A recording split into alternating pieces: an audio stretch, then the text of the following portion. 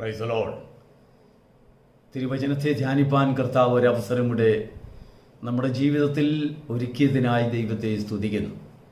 Pentecost Messenger YouTube ചാനലിൽ കൂടെ ഈ പ്രഭാത സന്ദേശം കേൾക്കുന്ന എല്ലാ പ്രിയപ്പെട്ടവരെയും കർത്താവ് ധാരാളമായി അനുഗ്രഹിക്കുമാറാകട്ടെ. നമ്മുടെ ജീവിതത്തിൽ പലപ്പോഴും അബദ്ധങ്ങൾ പറയാറുണ്ട്. നമ്മുടെ വീട്ടിൽ കൂട്ടുകാരോട്, ഭാര്യയോട്, ഭർത്താവിനോട്, കുഞ്ഞുങ്ങളോട്, സഹവിശ്വാസികളോട്, സഭയിൽ എന്ന് വേണ്ട അബദ്ധങ്ങൾ സംസാരിക്കാത്തവർ ആരും തന്നെയില്ല. എല്ലാവർക്കും ഒരു പ്രാവശ്യമെങ്കിലും ജീവിതത്തിൽ അബദ്ധം പറഞ്ഞ അനുഭവങ്ങളുണ്ട്. എന്നാൽ മനുഷ്യരോട് പറയുന്ന അബദ്ധങ്ങൾക്കെല്ലാം തിരിച്ച് നമ്മൾ പരിഹാസവും നിന്ദയും ശിക്ഷയും ഒരുപാട് താഴ്ചയുമൊക്കെ ഏറ്റുവാങ്ങേണ്ടതായിട്ട് വരും. ദൈവത്തോട് അബദ്ധം പറഞ്ഞാലോ? ദൈവം ആരെയെങ്കിലും ശിക്ഷിച്ചിട്ടുണ്ടോ? ഇല്ല. അങ്ങനെ ദൈവത്തോട് അബദ്ധം പറഞ്ഞ ഒരു മനുഷ്യനെക്കുറിച്ചാണ് ഈ പ്രഭാതത്തിൽ ദൈവത്തിൻ്റെ ആത്മാവ് ചിന്തയ്ക്കായി നമുക്ക് ചൂണ്ടിക്കാണിക്കുന്നത്. ലൂക്കോസിൻ്റെ സുവിശേഷം 9-ാം അധ്യായത്തിൻ്റെ 30 മുതലുള്ളതായ വാക്യത്തിൽ നാം വായിക്കുമ്പോൾ, യേശു ശിഷ്യന്മാരിൽ 3 പേരെ കൂട്ടിക്കൊണ്ട് ഒരു മലയിൽ പ്രാർത്ഥിക്കാൻ പോയതായി നമുക്ക് കാണാൻ കഴിയും. അവിടെ ചെന്നപ്പോൾ കർത്താവ് മറുരൂപപ്പെട്ടു എന്ന് പറഞ്ഞാൽ പോയ രൂപത്തിലല്ലാതെ വേറൊരു രൂപം ഉൾക്കൊണ്ടും കൊണ്ട് ശിഷ്യന്മാരുടെ മുൻപിൽ പ്രത്യക്ഷപ്പെട്ടു. അങ്ങനെ വേറൊരു രൂപത്തെ ഉൾക്കൊണ്ടതായ ആ മലയെ നമ്മളൊക്കെ മറുരൂപമല എന്ന് വിളിക്കുന്നു. പത്രോസ് അവിടെ ഒരു കാഴ്ച കണ്ടു.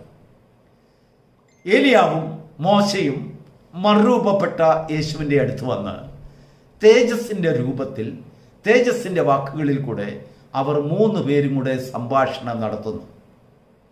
സംഭാഷിച്ച വിഷയങ്ങളോ കർത്താവ് യെരൂശലേമിൽ സഹിക്കുവാനുള്ളതായ ആ പാടുകളെക്കുറിച്ചും തൻ്റെ നിര്യാണത്തെക്കുറിച്ചുമൊക്കെ മർമ്മപ്രധാനമായ കാര്യങ്ങൾ തേജസ്സിൻ്റെ വാക്കുകളിൽ അവർ സംസാരിക്കുകയുണ്ടായി. ഉടനെ പത്രോസ് യേശുവിനോട് ഒരു കാര്യം പറഞ്ഞു. ഗുരു, നമ്മൾ ഇവിടെ നിന്ന് പോകുന്നത് ശരിയാകത്തില്ല. ഇവിടെ തന്നെ നമുക്കിരിക്കാം. ഇവിടെ അങ്ങനെ ഇരിക്കുമ്പോൾ നീ സമ്മതിക്കുന്നുവെങ്കിൽ ഞങ്ങൾ 3 കുടിലുണ്ടാക്കാം. ഒന്ന് നിനക്കും, ഒന്ന് മോശയ്ക്കും, ഒന്ന് ഏലിയാവിനും. നിങ്ങൾക്ക് സൗകര്യപ്രദമായി ആ കുടിലിൽ താമസിക്കാം. നിങ്ങൾക്ക് സൗകര്യപ്രദമായ രീതിയിൽ സംസാരിക്കാം. സകലതും സന്തോഷമായ അനുഗ്രഹിക്കപ്പെട്ട ഒരു മല, ഒരു സാഹചര്യം. പത്രോസിൻ്റെ വാക്കുകൾ ലളിതമായിരുന്നു. പത്രോസിൻ്റെ അറിവുകൾ പരിമിതമായിരുന്നു. മറുരൂപപ്പെട്ട യേശുവിനെക്കുറിച്ചും ആ തേജസ്സിൻ്റെ മുഖത്തോടുകൂടി വെളിപ്പെട്ടതായ ആ ഏലിയാവിനെക്കുറിച്ചും മോശയെക്കുറിച്ചുമുള്ളതായ അറിവുകൾ പരിമിതമായിരുന്നു എന്ന് പിന്നീടുള്ളതായ വാചകത്തിൽ പറയുന്നു. അങ്ങനെ 33-ാം വാക്യത്തിൽ രേഖപ്പെടുത്തുകയാണ്, പറയുന്നത് എന്തെന്ന് ഗ്രഹിക്കാതെ പത്രോസ് പറഞ്ഞുപോയി. എന്നാൽ ഇങ്ങനെ പറഞ്ഞതായ ഒരബദ്ധം, ഒരറിവുകേടിനെ കേട്ടുകൊണ്ട് കർത്താവ് പത്രോസിനെ ശിക്ഷിക്കുകയോ തന്നെ തർജ്ജനം ചെയ്യുകയോ നീ പറഞ്ഞതും നീ ഗണിച്ചതും തെറ്റായിപ്പോയി എന്ന് കർത്താവ് പത്രോസിനോടും യോഹന്നാനോടും യാക്കോബിനോടും സംസാരിക്കുക പോലും ചെയ്തില്ല. എന്നാൽ കർത്താവിന് ഒരു കാര്യം മനസ്സിലായി. ഇവന് കാര്യമായ ഇതൊന്നും മനസ്സിലായിട്ടില്ല. ശിശുക്കളുടെ അനുഭവമാണ്, ഇവരുടെ ബുദ്ധി പ്രകാശിച്ചിട്ടില്ല എന്ന കാര്യം കർത്താവിന് മനസ്സിലായി. അങ്ങനെ യേശു മരിച്ചവരുടെ ഇടയിൽ നിന്ന് ഉയർത്തെഴുന്നേറ്റതിന് ശേഷം ശിഷ്യന്മാർക്ക് പലയിടത്തും വെച്ച് പ്രത്യക്ഷപ്പെട്ട വേളയിൽ ഒരു ദിവസം അവർക്ക് പ്രത്യക്ഷനായപ്പോൾ അവരുടെ മേൽ ഊതിക്കൊണ്ട് കർത്താവ് ഉച്ചരിച്ച വാക്കാണ്, തിരുവെഴുത്തുകളെ തിരിച്ചറിയുവാൻ തക്കവണ്ണം നിങ്ങളുടെ ബുദ്ധിയെ തുറപ്പി. അതിൻ്റെ അർത്ഥം, അതുവരെയും തിരുവെഴുത്തുകളെ തിരിച്ചറിയുവാൻ കഴിയാതെ വണ്ണം അടഞ്ഞിരുന്ന ബുദ്ധിയോടുകൂടിയാണ് അവർ സഞ്ചരിച്ചിരുന്നത്, അവർ യാത്ര ചെയ്തത്. എന്നാൽ ഇനിയും അങ്ങനെ പറ്റുകയില്ല. തിരുവെഴുത്തുകളെ തിരിച്ചറിയുവാൻ തക്കണം അവരുടെ ബുദ്ധി പ്രകാശിക്കണം. Price the Lord. നമ്മുടെ ജീവിതത്തിലും പലപ്പോഴും ദൈവത്തോട് ഇങ്ങനെ അബദ്ധങ്ങൾ നമ്മൾ പറഞ്ഞിട്ടുണ്ട്. നാം അറിയാതെ, കാര്യങ്ങളുടെ ഗൗരവവും മനസ്സിലാക്കാതെ പലപ്പോഴും അബദ്ധങ്ങൾ ദൈവസന്നിധിയിൽ നമ്മൾ ഉച്ചരിച്ചു പോയിട്ടുണ്ട്. എന്നാൽ ദൈവം അത് കേട്ട് മൗനമായിരുന്നു കൊണ്ട് നമ്മുടെ ബുദ്ധിയെ തുറക്കുവാനുള്ള സാഹചര്യങ്ങളിൽ കൂടെ കർത്താവ് നമ്മെ വഴി നടത്തും. ഒരിക്കൽ ദാവീദ് ദൈവത്തിൻ്റെ സന്നിധിയിൽ ധ്യാനിച്ചിട്ട് നാഥാൻ പ്രവാചകനോട് ഒരു കാര്യം പറഞ്ഞു. നാഥാനെ, ദൈവം എൻ്റെ ശത്രുക്കളെ എല്ലാം എനിക്ക് കീഴടക്കി തന്നു. ഞാനിപ്പോൾ സ്വതന്ത്രനായി സ്വസ്ഥതയോടുകൂടെ പാർക്കുക. ദേവദാരു കൊണ്ടുള്ള അരമനയിൽ ഞാൻ താമസിക്കുന്നു. എൻ്റെ ജീവിതം വളരെ സുഗമമാണ്. എന്നാൽ എന്നെ ഈ രീതിയിലൊക്കെ ഉയർത്തിക്കൊണ്ടുവന്ന ദൈവത്തിൻ്റെ പെട്ടകം തിരശ്ശീലയ്ക്കുള്ളിൽ ഇരിക്കുകയാണെന്ന് പറഞ്ഞാൽ അതിനെ ഒരു തിരശ്ശീലയിട്ട് മൂടി സ്വസ്ഥമായിട്ട് ഒരിടത്ത് വെച്ചിരിക്കുന്നു. അത് പാടില്ല. അതിന് സ്വസ്ഥമായി ആ പെട്ടകത്തിന് യോഗ്യമായ ഒരു ആലയം ആവശ്യമാണ്. ആ ആലയത്തിൽ അതിനെ കൊണ്ടുവരുവാൻ തക്കവണ്ണം ഒരു ആലയം പണിയണം. യെസ്, നാഥാൻ പ്രവാചകൻ അത് കേട്ടപ്പോൾ രാജാവിനെ പ്രസാദിപ്പിക്കുവാൻ അദ്ദേഹത്തോട് പറഞ്ഞു, രാജാവേ, തിരുമനസ്സിലെ ഉള്ളം പോലെ ചെയ്താട്ട്, അങ്ങ് അങ്ങനെ ആഗ്രഹിക്കുന്നുണ്ടെങ്കിൽ അങ്ങനെ ചെയ്താട്ടെന്ന് ഒരു വാക്ക് പറഞ്ഞിട്ട് നാഥാൻ തൻ്റെ വഴിക്ക് പോയി. ആ രാത്രിയിൽ നാഥാനെ ദൈവം സന്ദർശിച്ചു. നാഥാനെ, നീ തിരിച്ചറിവില്ലാതെ രാജാവിന് ആലയം പണിയാനുള്ള ഉത്തരവ് നീ കൊടുത്തുവോ? എത്രയും വേഗം ദാവീദിൻ്റെ അടുത്ത് ചെന്ന് അവനോട് ചോദിക്കണം, നീ ആലയം പണിയുവാൻ തീരുമാനിച്ചത് എന്തുകൊണ്ട്? ഞാൻ സ്വർഗം എൻ്റെ സിംഹാസനം, ഭൂമി എൻ്റെ പാദപീഠം.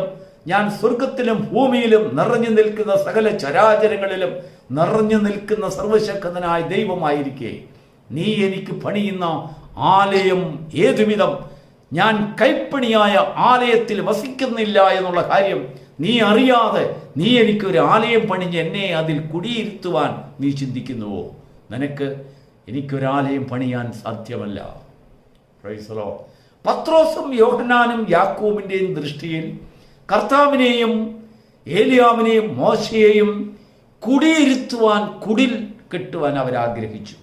അവരുടെ ചിന്തയിൽ ദൈവത്തെ കുടിയിരുത്തുന്ന ചിന്താഗതിയാണ്. എന്നാൽ ദൈവം കുടിയിരിക്കുന്നവനല്ല, കൂടെ വസിക്കുന്നവനാണ്. ദൈവത്തിന് മഹത്വം. അതിനുശേഷം അവരുടെ ബുദ്ധി പ്രകാശിച്ചു, അവരുടെ ദൃഷ്ടി പ്രകാശിച്ചിട്ടു, അവരുടെ അഭിപ്രായങ്ങൾ മാറി. പരിശുദ്ധാത്മാവ് അവരുടെ ഹൃദയങ്ങളിൽ വന്നപ്പോൾ ചിന്താഗതിക്ക് വ്യത്യാസം വന്നു. പറഞ്ഞ അബദ്ധങ്ങൾ ഓരോന്നായി അവർ എണ്ണി എനിക്ക് പറ്റിയ അബദ്ധം എന്ന് അവർ ഏറ്റുകൊണ്ടു. ദൈവത്തിന് മഹത്വം ഉണ്ടാകട്ടെ. അപ്പോസ്തലനായ പൗലോസ് കൊരിന്ത്യ സഭയോട് പറയാണ്, നിങ്ങൾ താന്താങ്ങൾക്കുള്ളവരല്ല, നിങ്ങളെ വിലയ്ക്ക് വാങ്ങിയിരിക്കുകയാണ്. നിങ്ങളുടെ ശരീരങ്ങൾ ദൈവത്തിൻ്റെ മന്ദിരമാണ്. നിങ്ങൾ ദൈവത്തിൻ്റെ ഭവനമാണ്. ദൈവത്തിൻ്റെ ഭവനത്തെക്കുറിച്ചുള്ളതായ യാഥാർത്ഥ്യ ബോധം സഭയ്ക്ക് കൊടുക്കുകയുണ്ടായി. അപ്പോസ്തലനായ പൗലോസ് എബ്രായ സഭയ്ക്ക് എഴുതുമ്പോൾ മർമ്മപ്രധാനമായ ഒരു കാര്യം ഉച്ചരിക്കുന്നുണ്ട്. അതിന് 3-ാം അധ്യായത്തിൻ്റെ 6-ാം വാക്യത്തിൽ ഇങ്ങനെ എഴുതുകയാണ്, പ്രത്യാശയുടെ ധൈര്യവും പ്രശംസയും അവസാനത്തോളം നാം മുറുകെ പിടിക്കുന്നുണ്ടെങ്കിൽ നാം തന്നെ അവന് ആലയം. Price the Lord. ഒരു കാലത്ത് കർത്താവിനെ കുടിയിരുത്തുവാൻ കുടിൽ കെട്ടിയതായ നമ്മൾ, ആ ചിന്താഗതി മാത്രമേ ഉണ്ടായിരുന്നുള്ളൂ. അത്രയും മാത്രമേ അറിവ് നമുക്കുണ്ടായിരുന്നുള്ളൂ. നമ്മെ വിളിച്ച ദൈവത്തെക്കുറിച്ച്, നമ്മെ നടത്തിയ ദൈവത്തെക്കുറിച്ച് പലപ്പോഴും നമുക്ക് അബദ്ധമായ ചിന്താഗതിയാണ്. അവൻ്റെ ആ മറുരൂപത്തെക്കുറിച്ച്, അവൻ ഉൾക്കൊണ്ടതായ വേറൊരു രൂപത്തെക്കുറിച്ച് നമുക്കുള്ളതായ വെളിപ്പാട് വളരെ പരിമിതപ്പെട്ടായ അറിവ് വെളിപ്പാടുകളായിരിക്കാം, ദർശനമായിരിക്കാം. ആ ദർശനത്തിന് മുൻപിൽ നമുക്ക് പല ആശയങ്ങളും നമ്മുടെ മനസ്സിൽ ഉരുത്തിരി, പല ആലോചനകളും നമ്മൾ സംസാരിച്ചെന്നിരിക്കും. ദൈവമോ അത് കേട്ട് നമ്മളെ സഹിക്കുകയാണ്. എന്തിനു വേണ്ടിയാണെന്ന് അറിയാമോ? നല്ല ബുദ്ധി വരുവാൻ, ദൈവത്തിൻ്റെ വചനം അല്ലെങ്കിൽ തിരുവെഴുത്തുകൾ മനസ്സിലാക്കുവാൻ തക്കവണ്ണം ദൈവത്തിൻ്റെ ആത്മാവ് നമ്മളിൽ ആവസിക്കുവാൻ. അതെപ്പോഴെങ്കിലും ഒരു കാരണമായാൽ അപ്പോൾ നിന്റെ അഭിപ്രായം മാറും, നിന്റെ ആശയത്തിന് വ്യത്യാസമുണ്ടാകും, നിന്റെ പ്രത്യാശയ്ക്ക് വ്യത്യാസമുണ്ടാകും. അതുകൊണ്ടാണ് കർത്താവ് ശിഷ്യന്മാരോട് പറഞ്ഞത് നിങ്ങൾ യെരുശലേമിൽ നിന്ന് വാങ്ങിപ്പോകാതെ എന്നോട് കേട്ട ദൈവത്തിൻ്റെ വാഗ്ദത്തത്തിന് വേണ്ടി കാത്തിരിക്കണം. അത് പ്രാപിക്കാതെ നിങ്ങൾ മുൻപോട്ട് പോയാൽ അബദ്ധങ്ങൾ സംസാരിക്കും. Price the Lord. പരിശുദ്ധാത്മാവിന് നമ്മുടെ ഹൃദയത്തിൽ ആവസിക്കാൻ സാധിക്കുമെന്നുള്ളതായ ഒരു ദർശനം നാം ഉൾക്കൊള്ളുമ്പോൾ, അങ്ങനെയുള്ളതായ ഒരു അനുഭവം നമ്മുടെ ജീവിതത്തിൽ വരുമ്പോൾ നമ്മുടെ ചിന്താഗതിക്ക് വ്യത്യാസമുണ്ടാകും. നേരത്തെ നമ്മൾ ചിന്തിച്ചത് ഒരു കുടിലിൻ്റെ വെളിച്ചത്തിൽ ദൈവത്തെ കുടിയിരുത്താം. അഭിപ്രായം മാറി. അന്ന് അത്രേ ഉണ്ടായിരുന്നുള്ള അറിവ്. ഒരു പള്ളിയിൽ ദൈവം പള്ളിയിൽ വസിക്കുന്ന അല്ലെങ്കിൽ ഏതെങ്കിലും ഒരു മൂലയിൽ കുടിയിരിക്കുന്ന ഒരു ദൈവത്തെക്കുറിച്ച് നമ്മൾ ചിന്തിച്ചു. ആ ദൈവത്തെ നമ്മൾ ബഹുമാനിച്ചു. ആ ദൈവത്തെ നമ്മൾ ആരാധിച്ചു. എന്നാൽ ദൈവം നമ്മുടെ ഹൃദയത്തിൽ വന്നപ്പോൾ ഇതാ നാം തന്നെ ദൈവത്തിൻ്റെ ആലയവും മന്ദിരവുമായി മാറിയപ്പോൾ നമ്മുടെ വാക്കുകൾക്ക് വ്യത്യാസമുണ്ടാകുകയാണ്. സ്വർഗത്തിൽ അധിവസിക്കുന്ന സർവശക്തനായ ദൈവത്തിൻ്റെ മഹത്വത്തിൻ്റെ ആ പ്രത്യക്ഷതയെക്കുറിച്ചുള്ളതായ ജ്ഞാനം നമ്മെ ഭരിക്കുവാൻ തുടങ്ങിയപ്പോൾ നമ്മുടെ വാക്കുകൾക്ക് വ്യത്യാസമുണ്ടായി. നമ്മുടെ ചിന്താഗതിക്ക് വ്യത്യാസമുണ്ടാകുന്നു.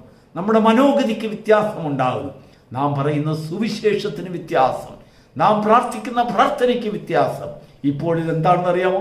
പ്രത്യാശയുടെ ധൈര്യവും പ്രശംസയും അവസാനത്തോളം മുറുകെ പിടിച്ചുകൊണ്ടാൽ, അങ്ങനെയെങ്കിൽ നാം തന്നെ അവൻ്റെ ഭവനം.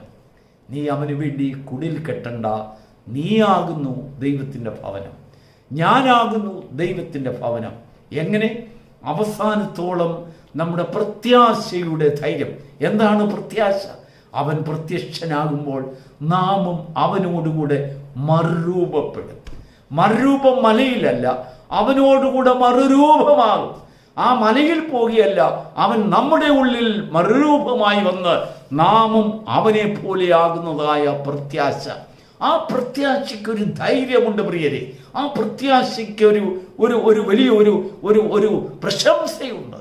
നമ്മുടെ ജീവിതത്തിൽ ആ പ്രത്യാശ ഉൾക്കൊണ്ടതിനാൽ നമ്മളെ തന്നെ നമ്മൾ പ്രശംസിക്കുന്നവരായിരിക്കണം. ഇല്ല എങ്കിൽ ഈ ഒരബദ്ധം എനിക്ക് പിൻപറ്റുവാൻ ഇടയായല്ലോ എന്നോർത്ത് നമ്മുടെ പ്രത്യാശയെക്കുറിച്ച് നമ്മൾ തള്ളിപ്പറയുകയല്ല. നമുക്ക് ഈ പ്രത്യാശ തന്ന ദൈവത്തെ സ്തുതിച്ചുകൊണ്ട് ദൈവത്തിൻ്റെ സ്തോത്രം, അതിനെക്കുറിച്ച് നാം പ്രശംസിക്കുന്നവരായി തീരുന്നുണ്ടെങ്കിൽ നമ്മുടെ വാക്കുകൾ ജ്ഞാനമുള്ള വാക്കുകളാകും, പരിജ്ഞാനമുള്ള വാക്കുകളാകും. നാം പ്രാർത്ഥിക്കുന്ന പ്രാർത്ഥനയ്ക്കൊക്കെ വ്യത്യാസമുണ്ടാകും.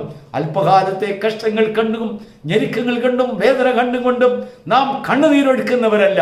എന്നാൽ നമ്മുടെ പ്രത്യാശ ദിവസം തോറും പുതുക്കപ്പെടുന്ന ഒരനുഭവം.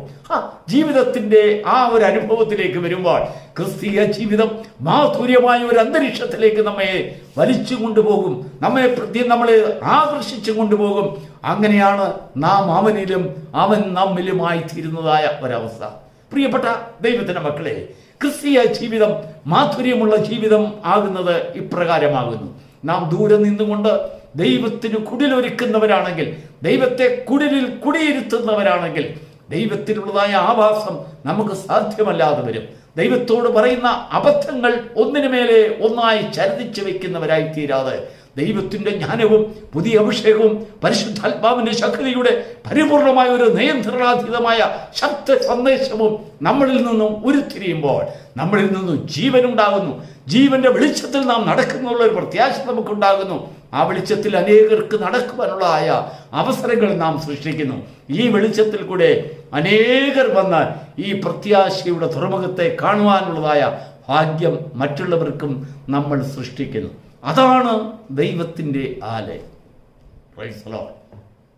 നമ്മുടെ ജീവിതത്തിൽ കുടിലുകൾ കിട്ടുന്നവരല്ല, ദൈവത്തെ കുടിയിരുത്തുന്നവരല്ല, നാം തന്നെ ദൈവത്തിൻ്റെ ഭവനമായി മാറുവാനുള്ള ഒരാശയം, നമ്മുടെ കുഞ്ഞുങ്ങളാകുവാനുള്ള ഒരാശയം, നമ്മുടെ കുടുംബം ദൈവത്തിൻ്റെ ഭവനമാകുമ്പോൾ, നാം ദൈവത്തിൻ്റെ ഭവനമാകുമ്പോൾ നമ്മുടെ കുടുംബം ദൈവത്തിൻ്റെ ഭവനമാകും, നമ്മുടെ കുഞ്ഞുങ്ങൾ ദൈവത്തിൻ്റെ ഭവനമാകും, നമ്മോട് കൂടുന്നവരും ദൈവത്തിൻ്റെ ഭവനമാകും.